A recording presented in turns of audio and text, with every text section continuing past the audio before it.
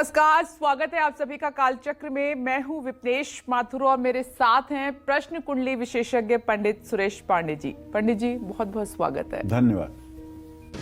कौन सा पत्ता मुनाफा बढ़ाएगा, कौन सा पत्ता तरक्की दिलाएगा, कौन सा पत्ता सेहतमंद बनाएगा, कौन सा पत्ता किस्मत चमकाएगा, जानिए चमत्कारी पत्ते के चमत्कारी उपाय सिर्फ कालचक्र में।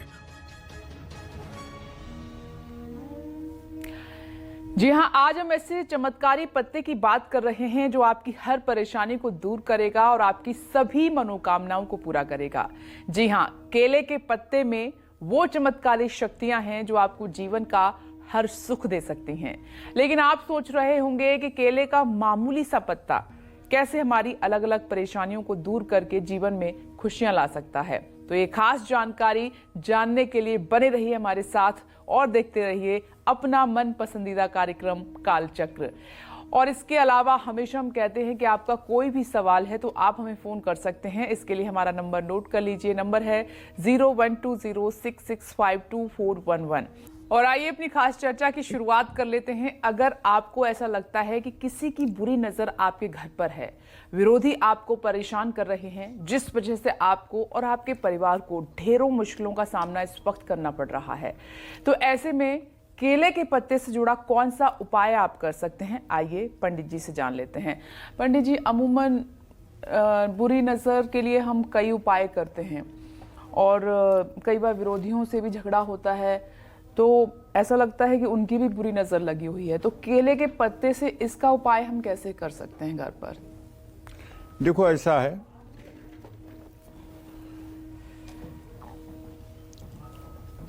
कुछ लोगों की जन्म कुंडली में ऐसा योग होता है कि वो किसी का बुरा करें या ना करें, लेकिन उनका विरोध करने वाले, उनकी बुराई करने वालों की कमी नहीं होती है। मतलब जिससे कभी नमस्ते भी नहीं किए होंगे, जिसके बारे में कभी चर्चा भी नहीं किए होंगे, वो भी विरोध करता है। तब आदमी बड़ा हतप्रभ हो जाता है कि आखिर क्या है ऐसा, न मैं इस आदमी को जानता हूं, न इससे कभी मेरी बातचीत हुई, न कभी मेरा नमस्ते बंदगी हुई, तो फिर ये आदमी क्यों मेरा विरोध कर रहा है? ये योग बनता है ज्योतिष में तब जब किसी की कुंडली में बृहस्पति और शुक्र तीसरे भाव में स्थित होते हैं। तब बृहस्पति हर जगह तो ठीक फल कर देता है, लेकिन तृतीय भाव में जब बृहस्पति रहेगा तब उस समय निश्चित रूप से मिथुन राशि के बृहस्पति के अलावा अगर किसी राशि में बैठा हुआ बृहस्पति होगा या मीन राशि को छोड़कर किसी राशि में बैठा हुआ शुक्र होगा, तो ऐसे लोगों को निश्चित रूप से अज्ञात और अज्ञात दोनों प्रकार के विरोधियों का सामना करना पड़ेगा। चाहे आप नौकरी कर रहे हों, चाहे आप व्यवसाय कर रहे हों। अगर आप नौकरी कर रहे हैं तो वहां आपके खिलाफ पॉलिटिक्स होगी। अगर आप व्यवसाय कर रहे हैं तो आपके व्यवसाय में आपको नीचा गिराने के लिए योजनाएं बनेंगी। इसमें आपका कोई दोष नहीं है, लेकिन ये प्रारब्ध है। प्रारब्ध है तो है। जैसे भैंसे और घोड़े को कोई लड़ना नहीं सिखाता, खेत जमीन जायदाद का कोई बंटवारे का झगड़ा नहीं है, लेकिन भैंसा और घोड़ा अगर एक साथ दोनों दिख जाएं तो दोनों लड़ने के लिए उद्यत हो जाते हैं। सांप और नेवला कोई दुश्मनी नहीं है, लेकिन अगर आमने सामने दिख जाएं तो लड़ाई निश्चित रूप से होगी, क्योंकि ये प्रकृति के द्वारा कुछ चीजें बनी हुई हैं। इसी तरह से जिन लोगों की जन्म कुंडली में बृहस्पति और शुक्र की स्थिति तीसरे भाव में हो जाती है, ऐसे बेचारे जितना भी अच्छा कार्य करें, लेकिन इनके विरोधी इतनी प्रबलता से इनका विरोध करते हैं। हाँ, मिथुन राशि का बृहस्पति इसलिए नहीं विरोध करता है कि भाग्य स्थान में धनु राशि होती है। वो अपने भाग्य स्थान के धनु राशि को चूंकि पूर्ण दृष्टि से देख रहा होता है, इसलिए विरोध की मात्रा वहां कम हो जाती है। तो भाई अगर ऐसा आपके भी जीवन में है या किसी की बुरी नजर लग रही है, बुरी नजर लगती कम है, लोग लगवाते ज्यादा हैं। लगवाते कैसे ज्यादा हैं?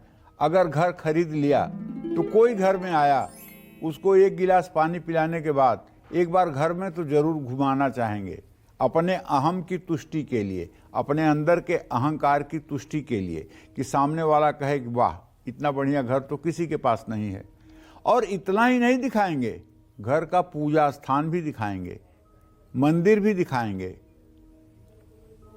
तो सामने वाला अगर नकारात्मक ऊर्जा से परिपूर्ण है और आपको जरा सा भी आपकी प्रगति से उसे खटकता है, तो यही नजर लग जाएगी, कोई मंत्र नहीं पढ़ा जाएगा। और यदि आपका शुभ चिंतक है, भगवान से प्रार्थना करेगा कि भगवान करें आप ऐसे ही और उन्नति को प्राप्त हों, मन से ऐसा करेगा तो आप उन्नति को प्राप्त होंगे। लेकिन इस कलिकाल में लोग अपने दुख से कम दुखी हैं, दूसरों के सुख से ज्यादा दुखी हैं। जैसे मक्खी को क्या मिलता है घी में गिरने से? कुछ नहीं मिलता है, मर जाती है। लेकिन मक्खी घी में गिरेगी जरूर, इसलिए कि उसे घी को नष्ट करना है। परहित घृत जिन के मन माखी, गोस्वामी तुलसीदास जी कहते हैं, परहित घृत जिन के मन माखी। जो दूसरे के घी के लिए मक्खी की तरह हैं, अपनी जान दे देंगे उसमें कूद करके, लेकिन आपके घी को अपवित्र और अशौच कर देंगे, किसी उपयोग का नहीं छोड़ेंगे। पर संपदा विनाश न साही, जिम ही महत ससी उपल बिलाही। ओले पड़ते हैं फसलों पर तो क्या ओले सुरक्षित रहते हैं? 2-4 घंटे में गल जाते हैं, लेकिन फसल को चौपट कर देते हैं। इसी तरह से जो दुष्ट प्रवृत्ति के लोग हैं वो अपने को भी नष्ट करते हैं, लेकिन सामने वाले को नष्ट करने में उन्हें बहुत आनंद आता है। तो भाई देखो, अगर आपके भी काम में रुकावट आ रही है, आप प्रकृति के या लोगों के विचारों को तो नहीं बदल सकते ना। शनिवार को आप लाल चंदन, केसर, हल्दी और शहद का एक घोल बना लीजिए। चमेली की या बेलपत्र के लकड़ी की एक कलम बना लीजिए और केले के पत्ते पर एक भैरव यंत्र बना लीजिए और उस यंत्र की विधिवत पूजा कर लीजिए। पंचोपचार नहीं, आपको ज्यादा पूजा आती है तो उस पर गंधाक्षत, पुष्प, धूप, दीप, नैवेद्य, हल्दी अक्षत चढ़ा दीजिए, फूल चढ़ा दीजिए, धूप जला के रख दीजिए और थोड़ा सा गुड़ या चीनी या पेड़ा किसी चीज का भोग लगा दीजिए, जरा सा जल गिरा दीजिए और हो सके तो एक पान का पत्ता रख दीजिए और भैरव जी का ध्यान करिए। बटुक भैरव स्तोत्र। ओम करकलित कपालः कुंडली दंड पाणी स्तरुण तिमिर नील ब्याल यज्ञोपवीति कृत समय सपर्यात विघ्न विक्षेद हेतुम जयति बटुकनाथ सिद्धिदः साधका नाम। ये स्तोत्र जितने बार कर सकते हैं आप उतने बार कर लीजिए और भैरव जी के चरणों में इस यंत्र को रख करके प्रार्थना करिए। भैरव का मतलब ही होता है जो भय को दूर करे। जो भय को दूर करे वो भैरव है। अगर आपको किसी प्रकार का भय लग रहा है जीवन में, तो आप विश्वास करिए, आपको एक सरल तरीका बताता हूं। देखिए, मैं जब कह रहा हूं तो मेरे शरीर के पूरे रोए खड़े हो रहे हैं।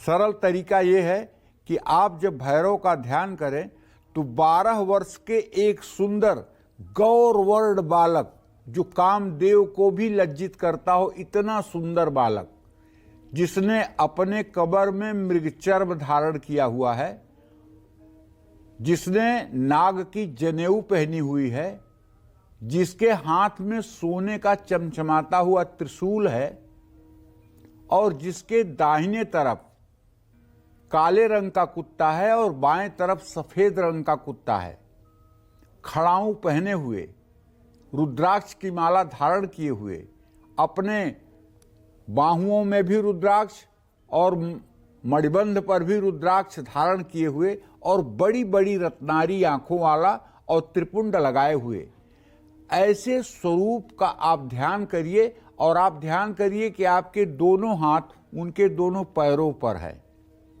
और मंत्र करिए ओम बंग बटुकाय नमः। मैं दावे के साथ कहता हूं, चाहे जितनी बड़ी विपत्ति आपके ऊपर होगी, अगर आपने ये ध्यान कर लिया भैरव का, तो भैरव को आने में सेकंड भर की देरी नहीं लगेगी और चमत्कार होगा। चाहे हॉस्पिटल में आपका पेशेंट वेंटिलेटर पर हो और चाहे घर में आपके सामने कोई एकाएक विपत्ति आ जाए, अगर आप भैरव का इस रूप में ध्यान करते हैं तो चमत्कार होने में उतना ही समय लगेगा जितने देर में आपका ध्यान बनेगा। बस ध्यान बनने की बात है। आपने आवाहन नहीं किया कि भैरव अपना स्थान छोड़कर और आपके स्थान पर आ जाएंगे। और ये भैरव यंत्र अपने पूजा स्थान में ला करके पूर्व दिशा में स्थापित कर दीजिए और हो सके तो इसकी कम से कम 7 दिन तक पूजा करिए। जय मां विंध्यवासिनी। तो केले के पत्ते में इतने चमत्कार होते हैं, आज पंडित जी से हम सुन रहे हैं, इसलिए हमने कहा कि आज का हमारा कालचक्र आप बहुत ध्यान से देखिएगा। कैसे कोई परेशानी है या किसी की बुरी नजर है, कोई दोष है, तो केले के पत्ते से उपाय करके आप कैसे इन सब से बच सकते हैं, ये पंडित जी आपको बता रहे हैं। चर्चा हमारी आगे भी जारी रहेगी, राशिफल की भी हम शुरुआत करेंगे, लेकिन इस बीच एक दर्शक हमारे साथ मौजूद हैं, उनसे बात कर लेते हैं। गाजियाबाद से नरेंद्र जी जुड़ गए हैं, बहुत बहुत स्वागत है आपका कालचक्र में। अपना प्रश्न पंडित जी से कीजिए। हेलो। हाँ बोलिए नरेंद्र जी। जय श्री राम पंडित जी। जय श्री राम भैया। जी पंडित जी, मेरा नाम अमित है और मेरी डेट ऑफ बर्थ है 7 अप्रैल सन 2000 जी। और मैं तैयारी कर रहा हूँ गवर्नमेंट जॉब की जी। तो मुझे सफलता मिलेगी नहीं मिलेगी। और 2 प्रश्न मेरे और हैं। जो मेरा एक छोटा भाई एक बड़ा भाई है। जो छोटा भाई की डेट ऑफ बर्थ है उसका नाम सुमित है, डेट ऑफ बर्थ है 15/1/2002। ये भी तैयारी कर रहा है सरकारी जॉब की, तो इसे भी सफलता मिलेगी नहीं मिलेगी। और जो बड़ा भाई है उसका नाम सोनू है, उसकी डेट ऑफ बर्थ है 8 अगस्त 1998। तो इनके भविष्य के बारे में बता दीजिए। देखिए ऐसा है अमित बाबू, आपने जो प्रश्न किया है तो आपके आजीविका भाव का स्वामी शनि है और प्रश्न लग्न का स्वामी मंगल है। मंगल और शनि दोनों की सदाष्टक योग की स्थिति है। अभी मैं पूरा विश्वास और दावे के साथ कह सकता हूं कि आपकी तैयारी ऐसी नहीं है कि आपको नौकरी मिल सके। आप अपने तैयारी में और धार पैदा करिए और मार्च 2025 के बाद जो एग्जामिनेशन होगा, मार्च 2025 के बाद जिस प्रतियोगी परीक्षा के लिए आप तैयारी करेंगे, उसमें आप उम्मीद कर सकते हैं।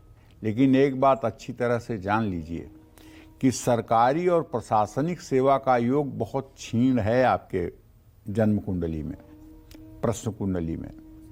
आपको चाहिए कि अगर आप इस लक्ष्य को पाना चाहते हैं तो आप नित्य सायंकाल साफ वस्त्र धारण करके और सुंदरकांड का पाठ करना शुरू करिए। हनुमान जी की उपासना करना शुरू करिए। अपने खान पान को शुद्ध रखिए, आचरण को शुद्ध रखिए और पढ़ाई में पूरे मनोयोग से लग जाइए, क्योंकि योग बिल्कुल न के बराबर है। अगर आप अपने इन परिस्थितियों को बदलना चाहते हैं तो हनुमान जी की शरणागति ले लीजिए। और यदि आप सुंदरकांड का पाठ 1 वर्ष तक लगातार सायंकाल कर लेंगे तो हनुमान जी ज्ञानी नाम अग्रगण्यम है। हनुमान जी ज्ञानियों में सबसे अग्रगण्य हैं। वो आपकी मनोकामना को पूरी करेंगे, इसमें कोई संदेह नहीं है। जय मां विंध्यवासिनी। आइए अब राशिफल की शुरुआत करते हुए सबसे पहले बात करेंगे मेष राशि की। कैसी रहेगी आर्थिक स्थिति आपकी, कामकाज, रिश्ते और सेहत, साथ ही क्या है आज का उपाय आपके लिए, शुभ अंक क्या है और शुभ रंग क्या है, जान लेते हैं।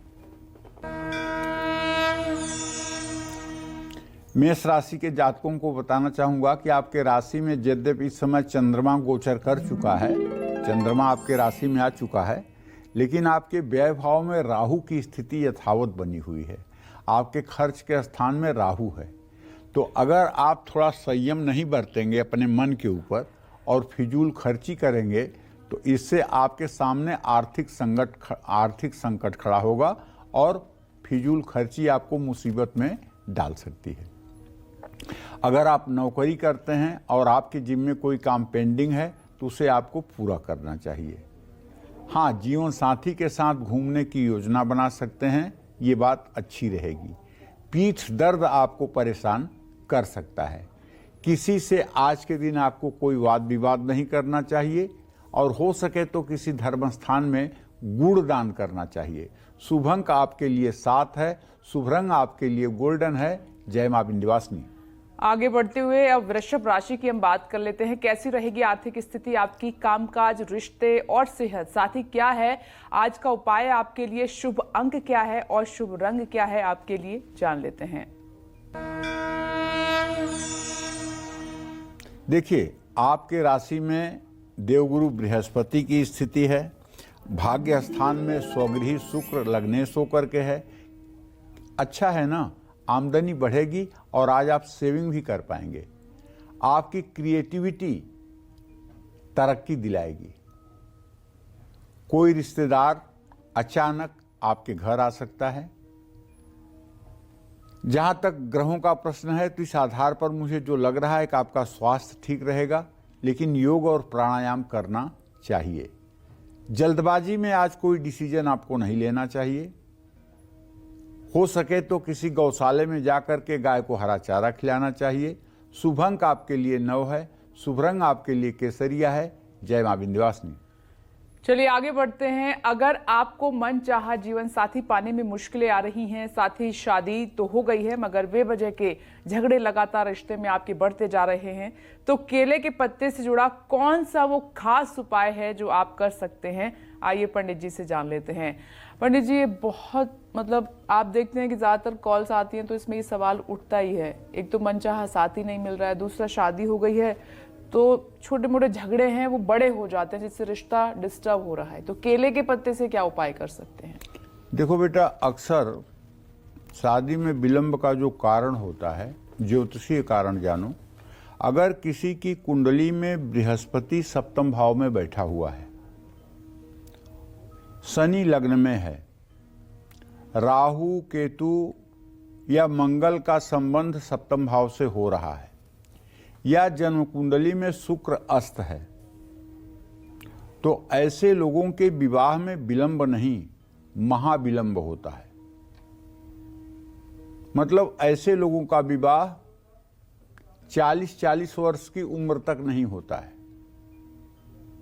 और ये रुकावट कोई छोटी मोटी रुकावट नहीं होती है। परिवारी जन परेशान हो जाते हैं। ऐसे में अगर बृहस्पति और राहु की स्थिति सप्तम भाव में हो जाए या लग्न में बृहस्पति और राहु की स्थिति हो जाए तो ये पितर दोष बन जाता है, और पितर दोष के कारण भी विवाह में देरी होती है, घर में मांगलिक कार्य नहीं होते हैं। या दूसरी परिस्थिति ये होती है कि लग्न का स्वामी और विवाह भाव का स्वामी दोनों अगर परस्पर 6ठे-8वें हो जाएं तो विवाह तो हो जाता है, लेकिन वैवाहिक जीवन में कलेश और मनमुटाव की स्थिति पति पत्नी में बहुत ज्यादा होता है। ये भी विवाह करते समय जो लोग कुंडली मिलाते हैं, तो कुंडली तो मैं कहता हूं मत मिलाओ, गुण मत मिलाओ, गुण की बहुत जरूरत नहीं है।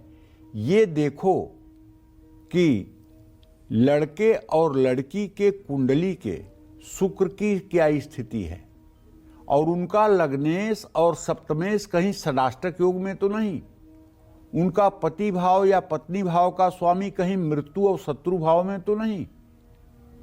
कुंडली मिलाओ, गुण मत मिलाओ। मैं अनुभव कर रहा हूं इस समय ना कि 28 गुण, 30 गुण, 31 गुण मिलने वालों के डाइवोर्स हो रहे हैं, तलाक हो रहे हैं। गुण तो तब मिलाए जाते थे जब 13 साल 14 साल के बच्चों की शादियां होती थी। जब उनका गुण प्रकट नहीं होता था तब गुण मिलाया जाता था, क्योंकि उनका गुण प्रकट नहीं होता था। आज तो लड़के लड़की दोनों के गुण प्रकट हैं। अगर लड़का वेजिटेरियन है, लड़की नॉन वेज है, या लड़की वेजिटेरियन है, लड़का नॉन वेजिटेरियन है, तो कलह घर में होगी। लड़का पूजा पाठ वाला है, लड़की नास्तिक है, या लड़की पूजा पाठ वाली है, लड़का नास्तिक है, तब भी कलह होगा। लड़के को किसी चीज की लत है और लड़की को नहीं है तो भी कलह होगा। तो ये प्रत्यक्ष गुण जो है, खान पान, रहन सहन, आचार विचार, चरित्र, ये गुण जो प्रगट गुण है, इसकी मैचिंग करनी चाहिए कि दोनों में तारतम्य, दोनों के मस्तिष्क में एक रूपता बनेगी कि नहीं। क्योंकि विवाह में जब सप्तपदी पढ़ी जाती है तो लड़के के तरफ से एक वचन ये भी होता है, तव चित्तम मम चित्ते वाचा वाच्यम न लोपये, मतलब हमारा तुम्हारा चित्त एक जैसा ही होना चाहिए और हम लोगों के बातचीत में कोई चीज का छिपाव नहीं होना चाहिए। पता लगा कि पति अपने मोबाइल में पासवर्ड लगा करके बैठा हुआ है, पत्नी अपने मोबाइल में पासवर्ड बना के बैठी हुई, अरे आप लोगों में छिपा क्या है कि आप लोग एक दूसरे के लिए पासवर्ड लगा के बैठे हो। आप लोगों के जीवन का तो सब कुछ पारदर्शी होना चाहिए, कुछ एक दूसरे से छिपा ही नहीं होना चाहिए। तो अगर पारिवारिक जीवन में कलेश है तो एक उपाय आप करके देखिए, लाल चंदन घिस करके केसर के साथ हल्दी और शहद का घोल बना करके मंगलवार को केले के पत्ते पर आपको एक विष्णु यंत्र बनाना चाहिए। और एक मंत्र है, ओम नारायणाय विद्महे वासुदेवाय धीमहि तन्नो विष्णु प्रचोदयात्। इस मंत्र का कम से कम 108 बार आपको पाठ करना चाहिए। भगवान विष्णु के चरणों में केले के पत्ते पर बना विष्णु यंत्र रखना चाहिए। केले के पत्ते पर बने विष्णु यंत्र को घर में उत्तर दिशा में स्थापित करना चाहिए और उसकी पूजा करनी चाहिए। इससे दाम्पत्य जीवन में काफी हद तक समरसता आती है। जय मां विंध्यवासिनी। चलिए आगे बढ़ते हुए हम मिथुन राशि की बात कर लेते हैं। कैसा रहेगा आज का आपका दिन, आपका भाग्य कितना साथ दे रहा है, आइए जान लेते हैं। देखिए, मिथुन राशि में यद्यप कोई ग्रह नहीं है और लेकिन मिथुन राशि का स्वामी सूर्य बुध के साथ इस समय छठे भाव में गोचर कर रहा है। लेकिन द्वितीय भाव का मंगल इस बात का संकेत कर रहा है, भाग्य स्थान का मूल त्रिकोण का शनि इस बात का संकेत कर रहा है कि तमाम विपरीत परिस्थितियों के बावजूद भी आमदनी का कोई न कोई नया जरिया आप ढूंढ लेंगे जिससे धन लाभ आपको होगा। ऑफिस में सहकर्मियों का साथ मिलेगा, लेकिन पैतृक संपत्ति को लेकर विवाद हो सकता है।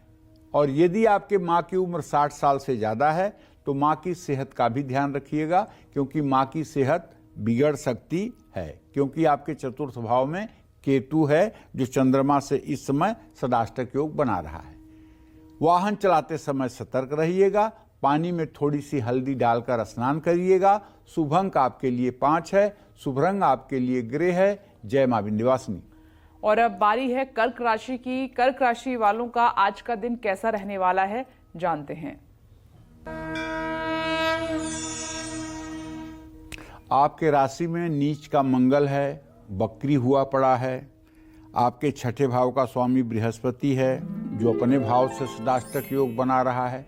बीमारियों पर धन खर्च हो सकता है भाई। ऑफिस में नई जिम्मेदारियां मिल सकती हैं। आपका अहंकार रिश्तों को बिगाड़ सकता है। सिर दर्द की समस्या हो सकती है। पैसों का लेन देन ना करें। जरूरतमंदों में अन्न दान करें। शुभ अंक आपके लिए 1 है, शुभ रंग आपके लिए नीला है। जय मां विंध्यवासिनी। तो एक केले के पत्ते में कितने चमत्कार छिपे हुए हैं, यही पंडित जी आज बता रहे हैं कि एक केले के पत्ते से आप क्या क्या उपाय कर सकते हैं जिससे आपकी परेशानियां दूर हो सकती हैं। पंडित जी, सवाल मेरे मन में है, मैंने कई लोगों के घरों के बाहर केले का पत्ता देखा है, केले का पेड़ लगा हुआ गमले में देखा है, क्या वो सही है लगा हुआ? बिल्कुल सही है बेटा। केले का पेड़ घर से, घर की जितनी ऊंचाई हो उतनी ऊंचाई, नींव से उतनी लंबाई छोड़ करके ही केले का पेड़ जमीन में लगाना चाहिए। और अगर नजदीक लगेगा तो उसको दोष माना जाएगा। ठीक है। और केले का गमला अगर लगाना है तो घर के पूरब उत्तर दिशा में केले के पेड़ का गमला आप लगा सकते हैं। और जब केले का पेड़ इस स्थिति में पहुंचे कि उसमें फूल आने वाला है, फल आने वाला है, तो उसको हटा देना चाहिए। ठीक है। और आप एक बात जान लीजिए कि ईशान कोण में तुलसी और केला, इसको केवल और केवल घर के ईशान कोण में ही रखना चाहिए। अगर इसको पूरब दक्षिण के कोने में आपने अपने आवास के रख दिया तो इसका वास्तु दोष आपके ऊपर पड़ेगा। अगर आपने साउथ वेस्ट में रख दिया तो इसका भी वास्तु दोष पड़ेगा। अगर आपने नॉर्थ वेस्ट में रखा हुआ है तो ये भी दोषी होगा। सिर्फ नॉर्थ ईस्ट में मतलब आप केले और तुलसी का पौधा रख सकते हैं। जैसे समी का पौधा अगर रखना हो तो हर समय वेस्ट के ही डायरेक्शन में आप रख सकते हैं। तो कुछ चीजें होती हैं जिनका वास्तु के अनुसार मर्यादा है, ठीक है, उनको उस हिसाब से करने पर तो कोई नुकसान नहीं होगा। लेकिन वास्तु के विपरीत जाकर अगर आप कोई काम करेंगे तो वो नुकसानदायक होगा। तो केले का पेड़ गमले में इसलिए लगा लेना चाहिए कि जैसे सिटी में, शहर में कोई रह रहा है, फ्लैट में कोई रह रहा है और बृहस्पतिवार का व्रत कर रही हैं महिलाएं या बृहस्पति की पूजा कर रही हैं, तो कहाँ ढूंढेंगी केले का पेड़?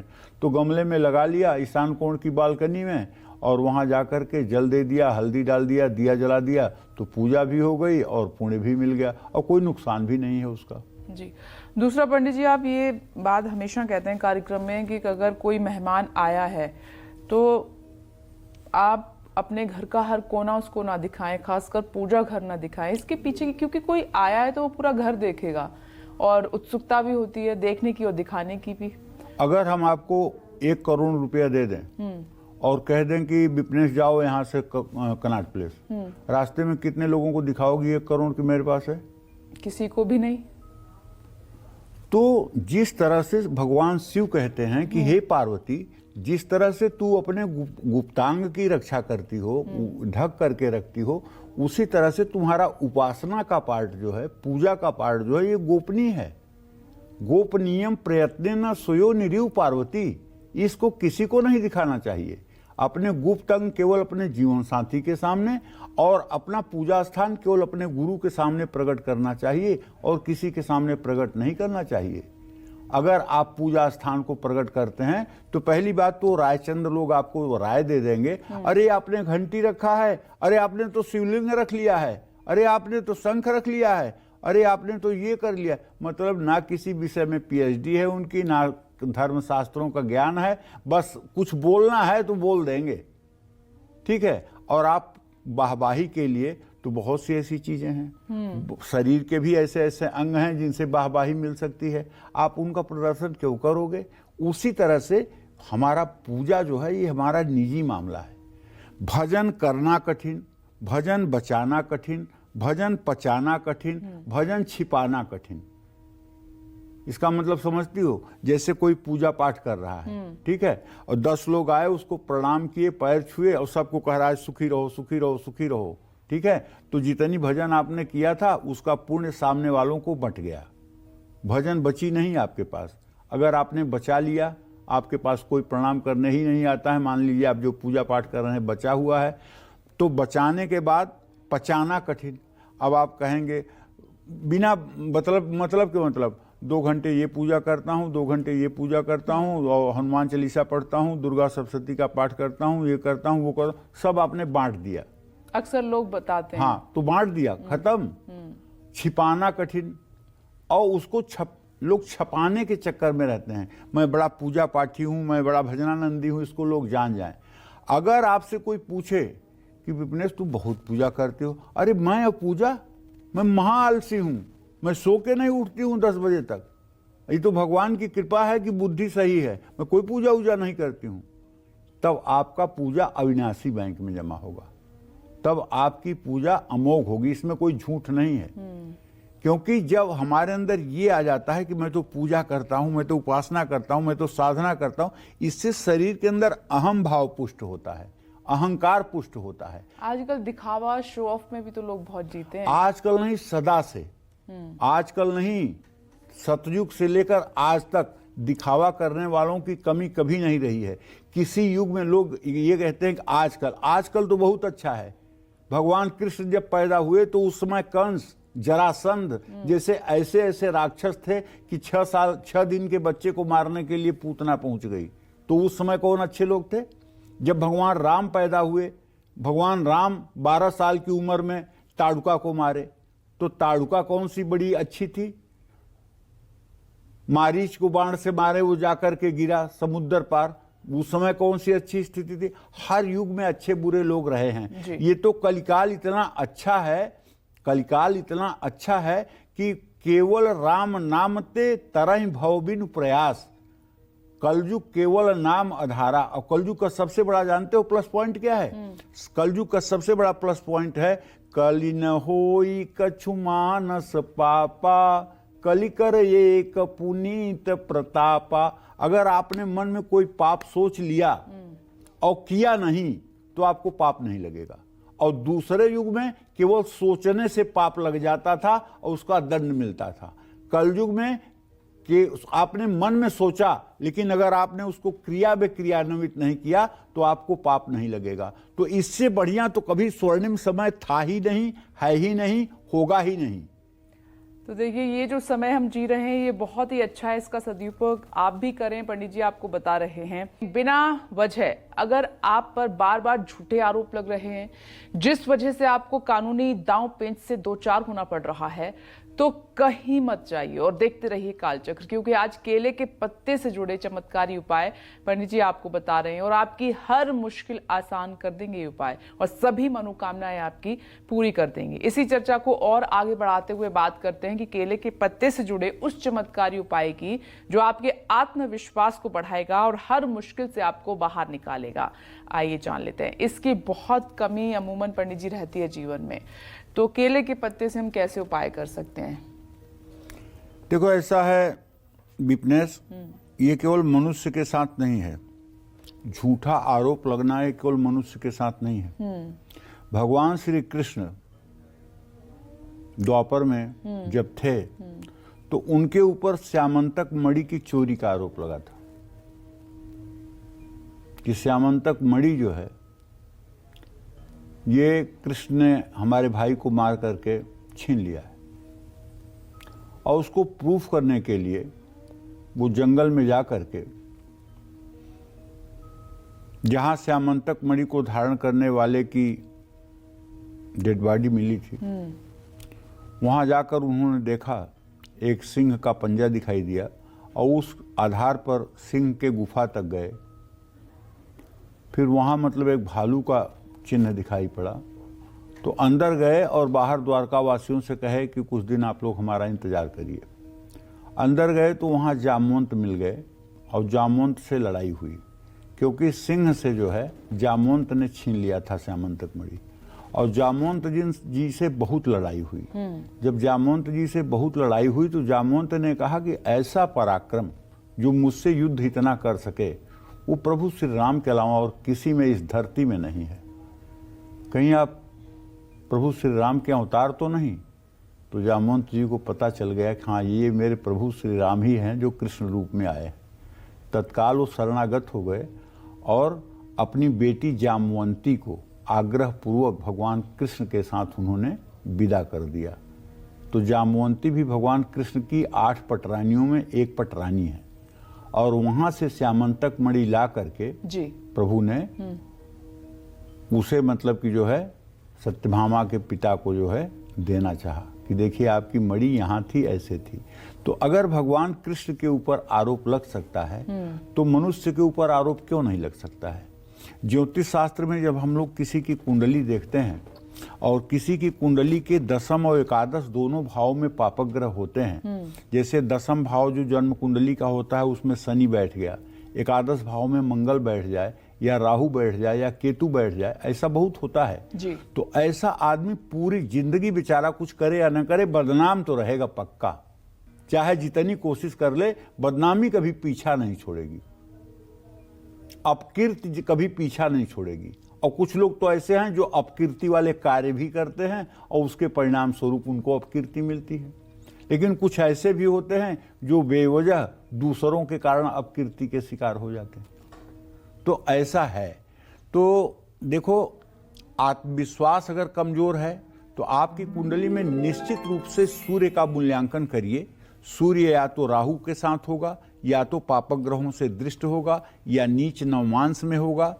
सूर्य की ये स्थिति ही आपके आत्मविश्वास को कमजोर कर सकती है। अगर सूर्य अच्छा है तो आपके सामने हिमालय भी अगर खड़ा हो जाए तो आप ताल ठोक करके उसे भी हटाने की हिम्मत रखेंगे। जिन बच्चों को परीक्षा देने के पहले टाइम टेबल आने से ही केवल बीमारियां शुरू हो जाएं, निगेटिविटी आने लगे और परीक्षा आते आते बीमार हो जाएं, अशक्त हो जाएं, तो मान लीजिएगा इसका सूर्य खराब है। ऐसे सभी अभिभावकों को चाहिए कि अपने बच्चों को कहें कि वो नित्य प्रातः सूर्य को जल दें और सूर्य के वैदिक मंत्र का ओम कृष्णेन रजसा वर्तमानो निवेशयन्न मृतं मर्त्यं च हिरण्येन सविता रथेन देवो जाति भुवनानि पश्यन्न। गूगल पे भी सूर्य का वैदिक मंत्र डालिएगा, लिख के आपको मिल जाएगा। और ये मंत्र शुद्धता से नोट करके अगर आप अपने बच्चे को याद कराते हैं और बच्चा इस मंत्र को रोज अगर 108 बार बोलता है, तो चाहे आईएएस का इंटरव्यू हो और चाहे पीसीएस का इंटरव्यू हो, चाहे पीसीएसजे का इंटरव्यू हो, चाहे आईएएस का एग्जाम हो, हर जगह वो दहाड़ते हुए अपना प्रदर्शन करेगा। होना न होना भाग्य की बात है, लेकिन वो सामने वाले के सामने दबेगा नहीं। आई कांटेक्ट उसका एग्जामिनर से पूरा पूरा सही मिलेगा, इसमें कोई दो राय नहीं। आजमाई हुई बात कह रहा हूं। सूर्य की उपासना से आत्मविश्वास बढ़ता है, बढ़ता है, बढ़ता है। हाँ, आपको राम यंत्र की भी उपासना करनी चाहिए। राम यंत्र की पूजा से आत्मविश्वास बढ़ता है, सफलता मिलती है। राम यंत्र की पूजा से जीवन में सुख शांति का वास होता है। लाल चंदन, केसर, हल्दी और शहद का घोल बनाकर सोमवार को केले के पत्ते पर राम यंत्र, अगर राम यंत्र बनाना नहीं आता ना, तो आप केवल 2 बार राम राम लिख दीजिए। और राम राम लिख करके, जैसे राम नाम जो है ना, ये डोरी है भाई, और राम जी पतंग हैं। अगर डोरी आपके पास है तो डोरी को लपेटते जाइए, एक दिन पतंग आपके हाथ में आ जाएगी। उसी तरह से अगर राम राम राम राम राम राम राम राम आप कर रहे हैं ना हर समय, तो एक दिन राम आपके सामने प्रकाशित हो जाएंगे। लेकिन डोरी अगर हाथ से छूट गई तो पतंग हाथ नहीं आएगी। अगर राम नाम आपसे छूट गया तो राम कभी हाथ नहीं आएंगे। ये बात पक्की है। गोस्वामी तुलसीदास जी ने विस्तार से रामचरितमानस में इसका जो है वर्णन किया है। मंदिर जाकर के भी राम रक्षा स्तोत्र का पाठ करना चाहिए। और जो लोग राम रक्षा स्तोत्र का पूरा पाठ नहीं कर पाते हैं, उनके लिए बार बार बताता हूं कि एक मंत्र है राम रक्षा स्तोत्र का, ओम राम रामेति रामेति रमे रामे मनोरमे सहस्रनाम तत्तुल्यम राम नाम वरानने। इस मंत्र को 108 बार कर लीजिए। इससे क्या होगा? ये जन्म तो आपका सधेगा ही, अगला जन्म भी आपको आनंदित करेगा। क्योंकि देखिए, मृत्यु से जब तक आपको भय लगती है तभी तक आप डरते हैं। जिस दिन आपको मृत्यु पर्व के रूप में महसूस होने लगे, मरने से पूरा जग डरा, मेरो मन आनंद, कब मरी हो कब देखी हो पूरन परमानंद।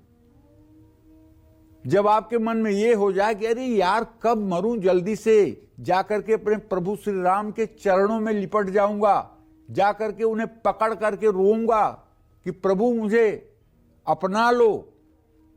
और जब मन में यह है कि मेरा तो कोई नहीं, मरने के बाद पता नहीं कहां घिसटूंगा, तब तो मरने के लिए और एक एक सांस के लिए तरसना पड़ेगा। जिस दिन ये सोच ले आदमी कि अब कब मरूंगा। जानते हैं, जनाबाई 12 वर्ष की एक लड़की थी, उसको जो है विट्ठल भगवान के हार की चोरी का आरोप लग गया। राजा ने उसे फांसी की सजा दे दी। कृष्णा नदी के किनारे फांसी होनी थी। अब वो नाच रही है कि कब जल्दी से हमारी फांसी होगी, कब जल्दी से फांसी होगी। लोगों ने पूछा उससे कि ऐसा क्यों?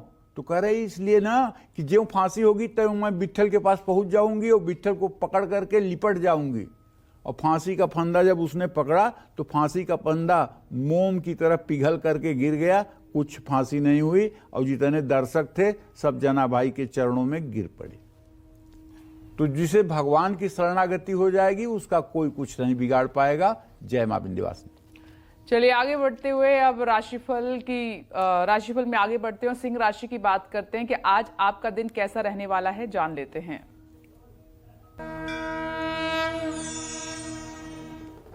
देखिए, किसी यात्रा में सिंह राशि के जातकों को बताना चाहूंगा कि आपकी किसी यात्रा में धनहानि हो सकती है, क्योंकि आपके गमन भाव का स्वामी मंगल व्यय भाव में है भाई।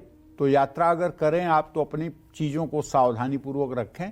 नौकरी में पदोन्नति का योग बना हुआ है और पारिवारिक अगर कोई मतभेद है तो वो समाप्त हो जाएगा। मानसिक तनाव स्वास्थ्य बिगाड़ सकता है। ऑनलाइन स्कैम से बचें। पानी में रोली डालकर सूर्य को अर्घ दें। शुभ अंक आपके लिए 2 है। शुभ रंग आपके लिए पीला है। जय मां विंध्यवासिनी। और आगे बढ़ते हुए कन्या राशि की हम बात कर लेते हैं। कैसी रहेगी आर्थिक स्थिति, कामकाज, रिश्ते, सेहत साथी क्या है आज का उपाय आपके लिए, शुभ अंक क्या है और शुभ रंग क्या है, जानते हैं। देखिए, कन्या राशि के जातकों को बताना चाहूंगा कि यद्यप केतु की स्थिति आपके राशि में है और आपके भाग्य स्थान में बृहस्पति बैठा हुआ है, कोई नया निवेश अगर आप कर सकते हैं तो करिए, इससे आपको बड़ा धन लाभ होगा। और नई नौकरी के लिए अगर आपने अप्लाई किया है तो बुलावा आ सकता है। परिवार के साथ आप घूमने भी जा सकते हो। बाहर का भोजन नहीं करना चाहिए आपको, सोच समझकर हस्ताक्षर करना चाहिए। छोटे बच्चों को, गरीबों में कपड़ा दान करिए। शुभ अंक आपके लिए 3 है। शुभ रंग आपके लिए गुलाबी है। जय मां विंध्यवासिनी। फाइनेंशियल कंडीशन मजबूत करने के लिए और इन्वेस्टमेंट में प्रॉफिट पाने के लिए केले के पत्ते पर कौन सा यंत्र आपके लिए बनाना शुभ रहेगा, आइए पंडित जी से जान लेते हैं। पंडित जी बताएं। देखो, धन की अधिष्ठात्री देवी महालक्ष्मी है।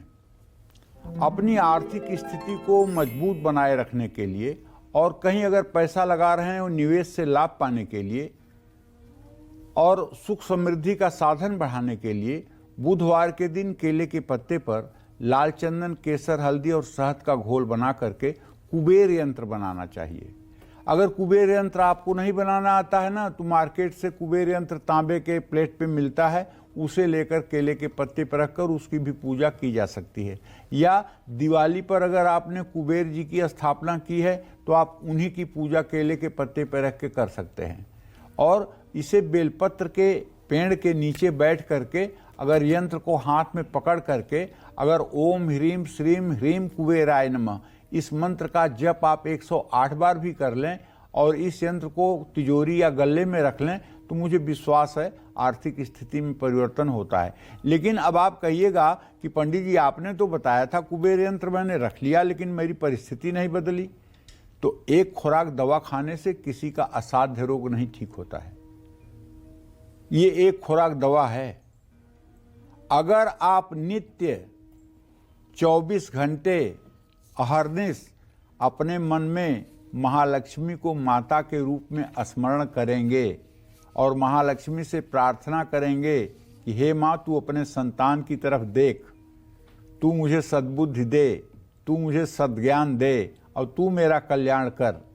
तो जब माता से आप ये हर समय प्रार्थना करेंगे, श्री सूक्त कनक धारा स्तोत्र का पाठ करेंगे, अपने घर की महिलाओं का सम्मान करेंगे, माता, बहन, बुआ, बेटी, पत्नी सबका आदर करेंगे, तो निश्चित रूप से आप कभी भी धनहीन नहीं हो सकते। आप हर समय संपन्न रहेंगे और आप हर समय सुखी जीवन व्यतीत करेंगे। जय मां विंध्यवासिनी। आइए अब जल्दी से तुला राशि की बात कर लेते हैं कि आज का दिन आपका कैसा रहेगा, जानते हैं।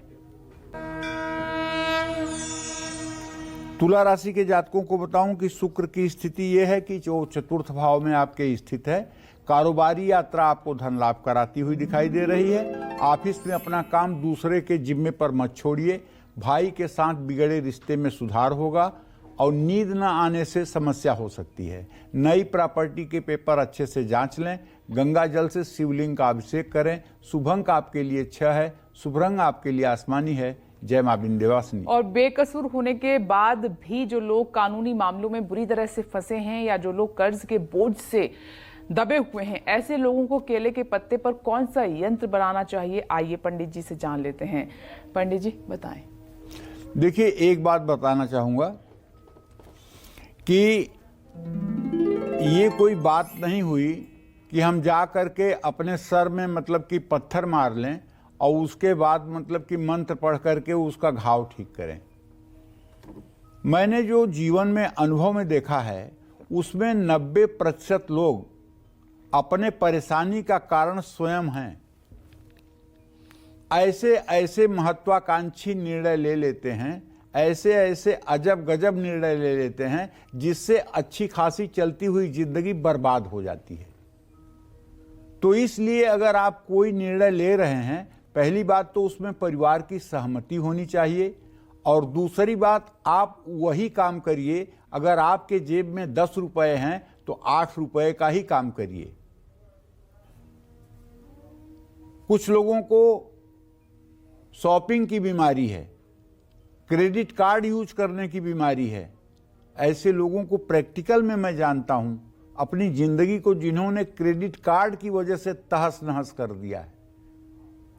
क्रेडिट कार्ड का ब्याज एक समय पर 48% हो जाता है। 8% होम लोन तो कोई दे नहीं पाता है, और 48% ब्याज का पैसा कौन अदा कर पाएगा, आप सोच के देखिए।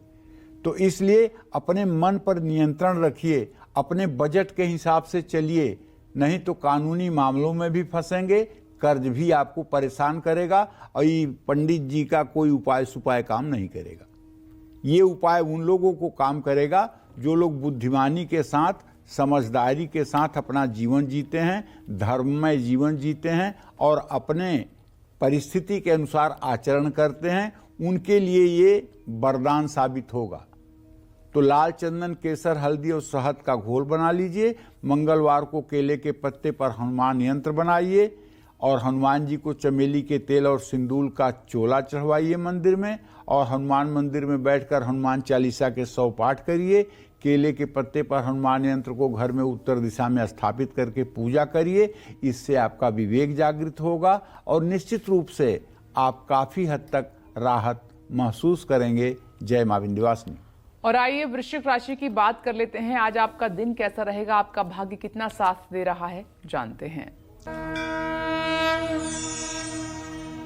देखिए, वृश्चिक राशि के जातकों को बताऊंगा कि बुधादित्य योग आपके राशि में इस समय है, और आपके छठे भाव में चंद्रमा चला गया है। मंगल आपके भाग्य स्थान में है लेकिन नीच राशि में है, तो खर्चा तो बढ़ेगा, और आज आपकी सेविंग्स भी खत्म हो सकती है। नौकरी में ट्रांसफर का योग बन सकता है, पिता के साथ अनबन हो सकती है। स्वास्थ्य ठीक रहेगा, योग और प्राणायाम करें। बैंकिंग से जुड़े काम सावधानी से करें। स्कूल में शिक्षा से जुड़ा सामान दान करें। शुभ अंक आपके लिए 8 है, शुभ रंग आपके लिए नारंगी है। जय मां विंध्यवासिनी। में चलिए अब बात कर लेते हैं धनुराशि की। क्या कहता है धनुराशि का राशिफल, कैसा रहेगा आज का पूरा दिन, आइए जानते हैं। धनु राशि के जातकों को बताना चाहूंगा कि देखिए, इस समय आपके केंद्र में भले ही पापक ग्रह हैं राहु केतु, लेकिन ऐसा है कि आपके धन भाव का जो आधिपत्य है शनिदेव का, और वहाँ जो शुक्र की स्थिति है, वो इस बात का संकेत कर रही कि अगर आप प्रॉपर्टी डीलर हैं या रियल इस्टेट में काम करते हैं तो आज आपको मोटा मुनाफा होने वाला है। और अगर आप नौकरी बदलना चाहते हैं तो समय अब अच्छा है, कर लीजिए। परिवार में मान सम्मान बढ़ेगा।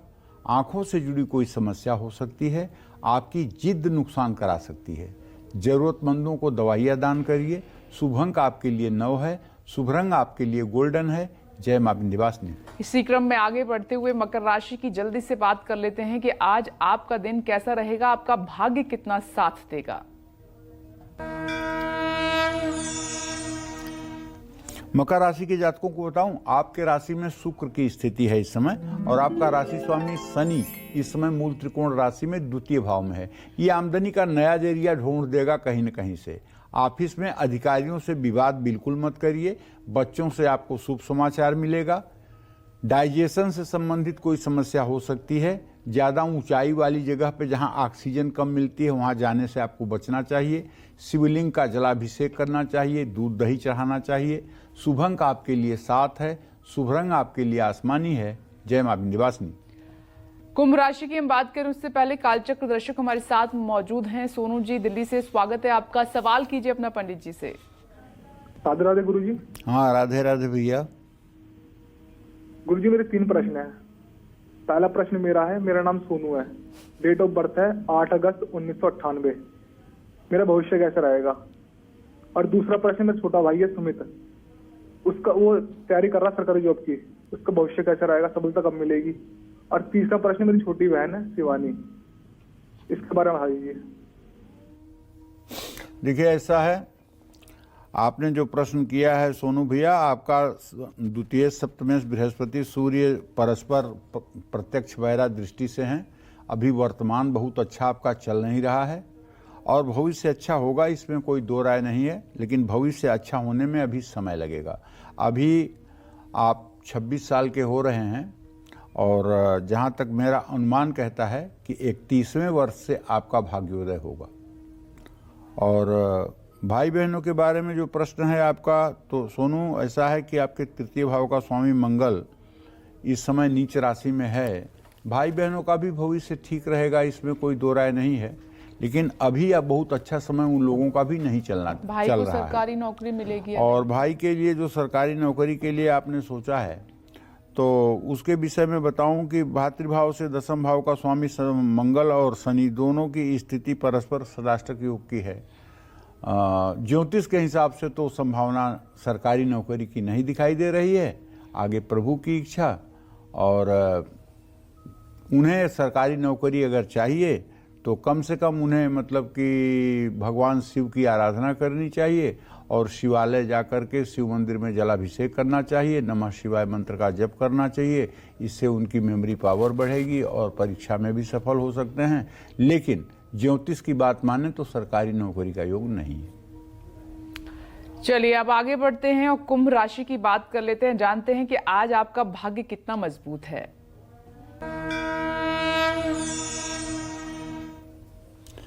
देखिए, कुंभ राशि के जातकों को बताऊं कि आपके राशि में इस समय शनिदेव की स्थिति है। आपके द्वितीय धन भाव में राहु है और आपके आय भाव का स्वामी बृहस्पति है, वो चतुर्थ भाव में है। तो आमदनी का नया स्रोत तो बन सकता है, धन में वृद्धि भी हो सकती है। काम से जुड़ी यात्रा करनी पड़ सकती है। परिवार का साथ आपको आगे बढ़ाएगा। ब्लड प्रेशर के रोगी अपना खास ध्यान रखें। बेवजह किसी पर न चिल्लाएं। बहते जल में काले तिल प्रवाहित करें। शुभ अंक आपके लिए 4 है। शुभ रंग आपके लिए पीला है। जय मां विंध्यवासिनी। और अब बारी है आज की हमारी आखिरी राशि यानी कि मीन राशि की हम बात करते हैं।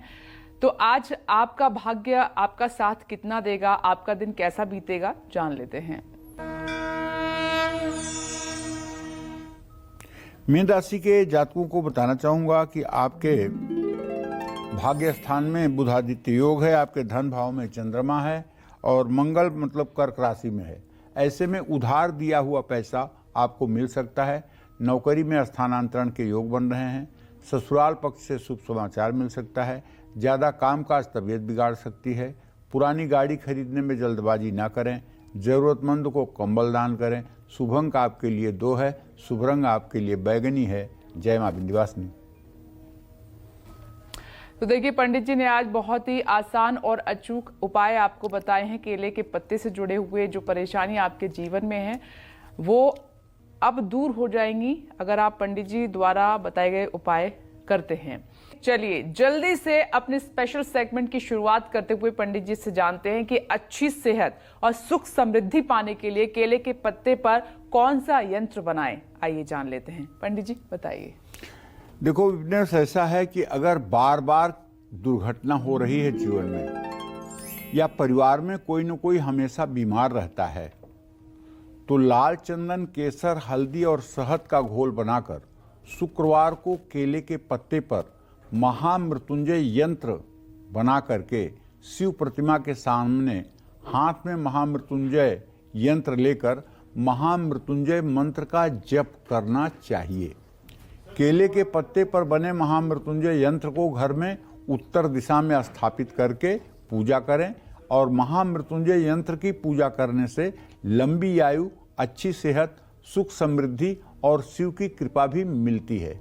अच्छा, जिन लोगों को नहीं बनाना आता है श्री यंत्र, महामृत्युंजय यंत्र, तो उनसे मैं आग्रह करूंगा, मार्केट में महामृत्युंजय यंत्र तांबे की प्लेट पे बना हुआ मिलता है, इसको आप खरीद लीजिए। 10-20 रुपए में मिलेगा। और केले के पत्ते को धो पोंछ करके आधा केले का पत्ता काट करके और उसी पर वो यंत्र स्थापित करके और उसकी पूजा कर लीजिए।